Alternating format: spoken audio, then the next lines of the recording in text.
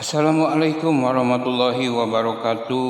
Sahabat Lamunan Hati Islamic Channel di mana saja berada, selamat berjumpa kembali. Sehat walafiat tentunya dan selalu dalam lindungan Allah Subhanahu wa taala. Amin ya rabbal alamin. Ya sahabat, pada kesempatan ini saya akan memperlihatkan tontonan yang menarik buat Anda semua, yaitu tentang seorang Habib ya, yang mengaku Habib cucu Rasulullah katanya. Padahal bukan, kalau Habib bukan cucu Rasulullah ya. Itu dia mengklaim sejarah Indonesia. Itu katanya atas perjuangan Habib, para Habib katanya.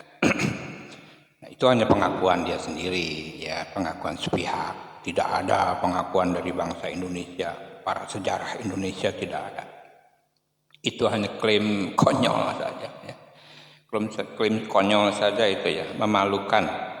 Ya iya, memang mereka ke sini tidak minta apa-apa, masa mau minta-minta ya. Minta-minta ya malu lah, harga diri lah bang, minta-minta ke Indonesia. Tapi seharusnya ya seperti itu, memang tidak minta-minta tapi memang ingin ya. Sebab apa? Sebab pada pertama saat dia datang ke sini, Yaman itu lagi susah, lagi luar biasa susah, makan pun susah, makanya mereka berupaya ke sana kemari, ya, sampailah ke Indonesia ya. Di Indonesia dapat kejayaan, dapat tempat yang terhormat, dihormat oleh warga Indonesia. Nyeleneh ya, dikasih hati minta limpe, harusnya ditimpe sekalian. Para rakyat teuingnya orang kudu sumunjung kanu kitunya. Kita bukan tidak menghormati para habaib, kita harus wajib menghormati habaib. Kalau memang habaib, tapi bukan habaib yang keturunan Balawi ini. Turunan Balawi ini Habib yang sudah diponis bukan keturunan Rasulullah. Kenapa saya mengatakan bukan? Ya memang sudah ada hasilnya kok. Secara genetik sudah dinyatakan mustahil. Secara ilmu nasab sudah dinyatakan tidak terkonfirmasi. Secara ilmu filologi dinyatakan tidak ada ceritanya. Kemudian menurut ilmu genetika, tes DNA, itu kan hasilnya G semua. Hablo grup G, turunan Yuya, cucu dukun Fir'aun. Nah, masa mau kita menghormatin turunan Fir'aun, turunan Yahudi, barara itunya. Yang kita harus hormati dan wajib kita hormati adalah habaib keturunan Rasulullah. Kalau di Indonesia ini kebanyakan Sayyid dan Sarif, yang mutlak hasil tes DNA keturunan Rasulullah adalah para wali songo dan keturunannya. Kenapa? Hasilnya J1 dan itu asli 100% turunan Rasulullah Shallallahu Alaihi Wasallam. Mudah-mudahan Allah ampuni segala dosanya, amin ya robbal alamin. Nah kalau para Habib Balawi ini bukan, itu ngaku-ngaku aja. Ya, cuman dia sekarang mau mengakui kan malu, masa jadi mantan cucu Nabi. Boleh juga sih kita sebut mantan cucu Nabi, silahkan masuk. Iya, begitulah. Kita tidak benci, ya, kita tidak benci dengan Rizik Syihab, kita tidak benci kalau lagunya tidak mengadu domba kita sebagai muslim ya. Habib siapa itu? Bahar bin Smith, Kang Bahar. Kita nggak benci kalau lagunya nggak seperti itu kan. Yang ada nyaci maki pemerintah, nyaci maki ulama, merendahkan ulama. Ya itu yang kita tidak terima. Yang bangkitnya saat ini itu karena ulama-ulama Nusantara, kiai-kiai terhormat kita direndahkan oleh mereka. Iya kan? Sampai ada yang berguru satu orang bodoh kepada Habib lebih mulia 70 orang kiai alim. Coba, itu kan merendahkan. Enggak ada dari sananya ajaran agama seperti itu ya. Oke, jangan salah kita menafsirkan, jangan salah kita mengikuti. Tong salah ngadengikeun omongan batur, anu goreng mah tetap goreng, anu mahiwal mah mahiwal. Kita ambil yang bagusnya, kita ikuti yang benarnya, begitu ya. Ya, selamat mengikuti ini. Saya pada sesi pertama saya akan perlihatkan Habib yang mengklaim sejarah Indonesia, membelokkan sejarah Indonesia. Nanti di akhir ada. Kami akan perlihatkan juga sejarawan yang yang menimpa atau yang membalan itu semua. Ya, yuk kita ikuti ceritanya. Datang ke Indonesia bukan untuk melas. Kami nggak diajarkan minta-minta, saudara. Jangan khawatir. Habaib datang ke Indonesia bukan untuk meraup daripada harta, enggak. Kami tidak mencari jabatan, enggak. Kenapa? Itu bukan didikan dari keluarga kami. Didikan keluarga kami, lihat bagaimana Al-Habib Salim bin Ahmad bin Jindan, saya punya kakek, keluar masuk penjara. Kenapa bisa keluar masuk penjara? Membakar semangat perjuangan masyarakat Indonesia untuk merebut kemerdekaan, saudara. Al-Habib Ali bin Abdurrahman Al-Habsyi Kuitang, beliau yang memfatwakan ketika tanggal 17 Agustus Soekarno membacakan teks proklamasi mendeklarasi daripada kemerdekaan Indonesia. Beliau di hari Jumat itu, ba'da Jumat beliau fatwakan, sekarang saya fatwakan setiap tanggal 17 Agustus wajib pasang bendera merah putih di rumah-rumah kalian. Siapa yang nyuruh? Itu fatwa Habib Ali bin Abdurrahman Al-Habsyi Kuitang. Bendera merah putih, siapa yang memberikan instruksi kepada Bung Karno untuk membuat bendera merah putih sebagai bendera Indonesia? Itu adalah fatwa Al-Habib Idrus bin Salim Al-Jufri Palu Al-Khairat. Lambang negara Garuda, siapa yang buat? Al-Habib Asy-Syarif Hamid Al-Gadri dari Pontianak, keluarga baginda Nabi Muhammad. Lagu 17 Agustus, Pramuka, lagu syukur, siapa yang buat? Al-Habib Husain Al-Mutahhar dari Semarang, dzurriyyah baginda Nabi Muhammad. Jadi Anda jangan berpikir, ini habaib di Indonesia jasanya apa? Banyak, itu yang baru kecatat. Itu yang baru ketahuan. Masih banyak lagi daripada keluarga Nabi Muhammad yang tidak mau masuk buku karena perjuangannya ikhlas karena Allah dan Rasul. Banyak, saudara. Siapa Imam Bonjol? Semua pasti bilang pahlawan. Betul apa enggak? Imam Bonjol pahlawan Indonesia bukan? Pahlawan nasional bukan? Sekarang siapa namanya Imam Bonjol? Al-Habib Muhammad Syahabuddin, beliau habaib dari kalangan bin Syahab. Imam Bonjol itu bin Syahab, masih daripada kakeknya Habib Rizik, saudara sekalian. Itu keluarga daripada Nabiuna Muhammad, keturunan Sayyiduna Muhammad. Banyak lagi dari kalangan para dzurriyyat Nabiuna Muhammad sallallahu alaihi wasallam yang jasanya besar di Indonesia, tapi kita nggak ada yang tahu. Kenapa? Karena itu kami nggak cari popularitas. Kami nggak cari madah pujian. Kami nggak cari tempat kedudukan. Yang kami cari ridho Allah dan Rasulnya. Sehingga hal ini perlu diungkap, saudara sekalian.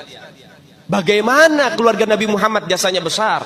Dan umat ini harus dihubungkan kembali dan dieratkan kembali kepada keluarga baginda Nabi Muhammad. Ini akhir zaman, kita semua ngelihat kok. Bagaimana gencar-gencarnya di media sosial. Apa? Upaya untuk supaya memisahkan umat Islam dengan keluarga baginda Nabi Muhammad. Upaya keras supaya habaib dibenci ada di Indonesia. Mulai Habib dengan kiai diadu, Habib dengan ustadz diadu. Mulai ada hal-hal semacam itu. Apa? Dendam politik, saudara. Gak keluar dari situ. Karena dendamnya kepada Habib Rizik sehingga akhirnya demikian. Habib Rizik itu siapa? Keluarga Nabi Muhammad, keturunan Nabi Muhammad, cucunya Nabi Muhammad. Beliau bukan penjahat kok, bukan koruptor. Beliau nggak pernah bawa lari uang rakyat. Beliau nggak pernah ngerugiin negara. Beliau tidak pernah mencemarkan nama baik negara. Beliau itu bukan penjahat, saudara. Bukan penjahat. Apa masalahnya dia? Sehingga dicecar sedemikian rupa. Cuman masalah prokes doang, 4 tahun, saudara. Berapa banyak di luar sana pejabat, aparat, bahkan rakyat yang melanggar prokes gak ada yang ditahan. Kenapa cuman Habib Rizik yang ditahan? Ini upaya untuk supaya umat Islam benci terhadap keluarga baginda Nabi Muhammad. Hati-hati, saudara sekalian. Nabi bilang, man mata ala bugdi ahlul bait mata yahudian atau nasranian. Siapa orang yang mati membawa benci kepada keluarga baginda Nabi Muhammad, dipastikan mati dalam keadaan Yahudi ataupun Nasrani, atau dalam bahasa daripada sederhananya mati dalam keadaan murtad. Sahabat tanya, wa in sama wa shalla ya Rasulullah, walaupun orang itu puasa, walaupun orang itu sholat, apa tetap hitung mati murtad? Apa kata Nabi? Wa in sama wa shalla, walaupun orang itu puasa, walaupun orang itu sholat, kalau dia mati bawa benci kepada keluarga Nabi Muhammad, dipastikan mati dalam keadaan murtad. Ini Nabi yang punya mau, bukan kita habaib. Dan seharusnya yang membahas masalah fadailul ahlul bait, keutamaan para habaib, bukan dari mulut saya. Bukan dari mulut Habib Khalid, wala Habib yang lain, bukan. Tapi murid daripada mulut para guru-guru kita. Mereka yang lebih punya kewajiban untuk membahas masalah ini ke umat, saudara. Kenapa? Supaya tidak ada fitnah. Kalau saya yang bicara begini, akan ada pertanyaan. Itu maunya Habib. Itu maunya dia. Itu mah dalil buat-buatan dia. Terserah Anda.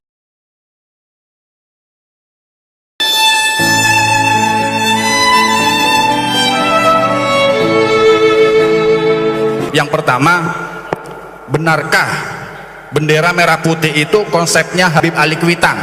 Enggak benar. Enggak benar.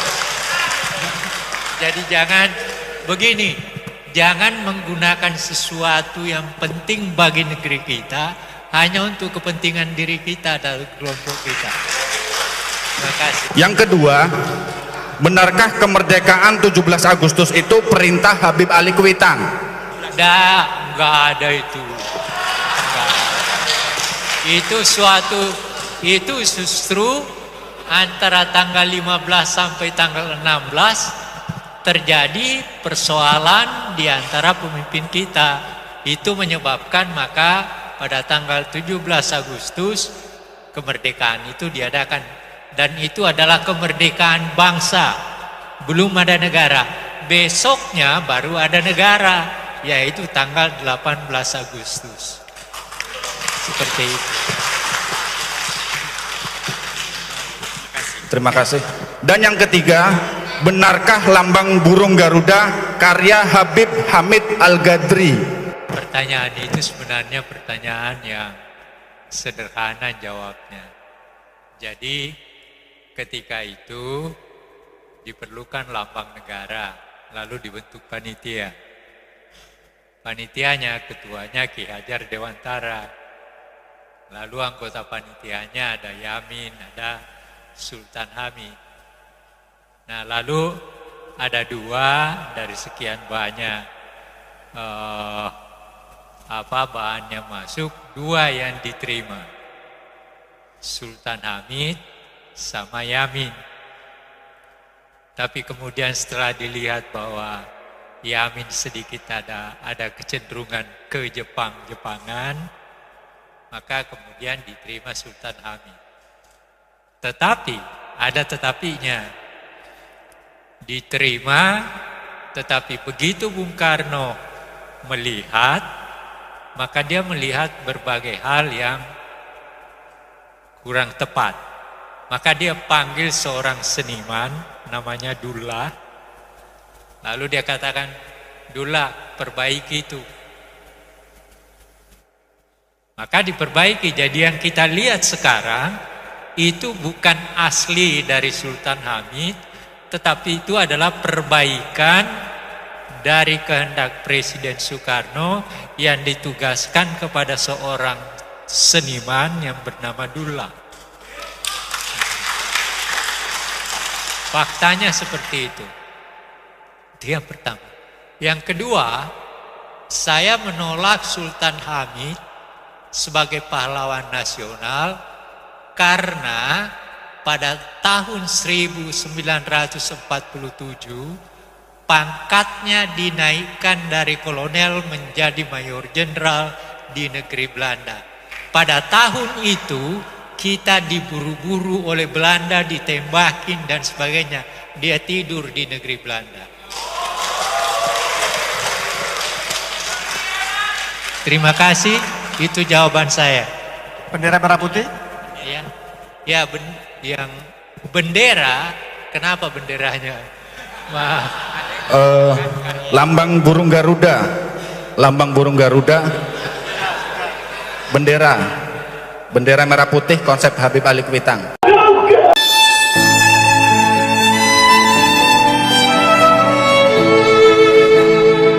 Yang pertama, benarkah bendera merah putih itu konsepnya Habib Ali Kuitang? Enggak benar. Enggak benar. Jadi jangan begini, jangan menggunakan sesuatu yang penting bagi negeri kita hanya untuk kepentingan diri kita dan kelompok kita. Terima kasih. Yang kedua, benarkah kemerdekaan 17 Agustus itu perintah Habib Ali Kuitang? Nggak ada itu. Nggak. Itu justru antara tanggal 15 sampai tanggal 16 terjadi persoalan di antara pemimpin kita. Itu menyebabkan maka pada tanggal 17 Agustus kemerdekaan itu diadakan. Dan itu adalah kemerdekaan bangsa. Belum ada negara. Besoknya baru ada negara, yaitu tanggal 18 Agustus. Seperti itu. Terima kasih. Dan yang ketiga, benarkah lambang burung Garuda karya Habib Hamid Al-Ghadri? Pertanyaan itu sebenarnya pertanyaan yang sederhana jawabnya.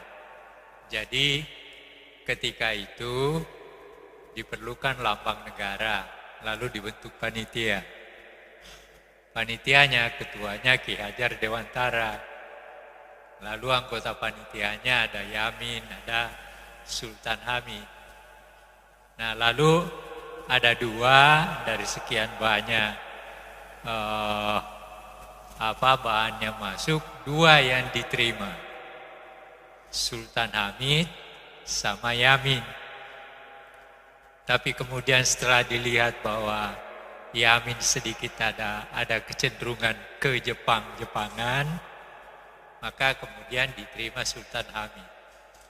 Tetapi ada tetapinya, diterima, tetapi begitu Bung Karno melihat, maka dia melihat berbagai hal yang kurang tepat. Maka dia panggil seorang seniman namanya Dullah. Lalu dia katakan, Dullah, perbaiki itu. Maka diperbaiki. Jadi yang kita lihat sekarang itu bukan asli dari Sultan Hamid, tetapi itu adalah perbaikan dari kehendak Presiden Soekarno yang ditugaskan kepada seorang seniman yang bernama Dullah. Faktanya seperti itu. Itu yang pertama. Yang kedua, saya menolak Sultan Hamid sebagai pahlawan nasional karena pada tahun 1947 pangkatnya dinaikkan dari kolonel menjadi mayor jenderal di negeri Belanda. Pada tahun itu kita diburu-buru oleh Belanda, ditembakin dan sebagainya. Dia tidur di negeri Belanda. Terima kasih, itu jawaban saya. Bendera merah putih? Ya, yang bendera, kenapa benderanya? Maaf. Lambang burung Garuda,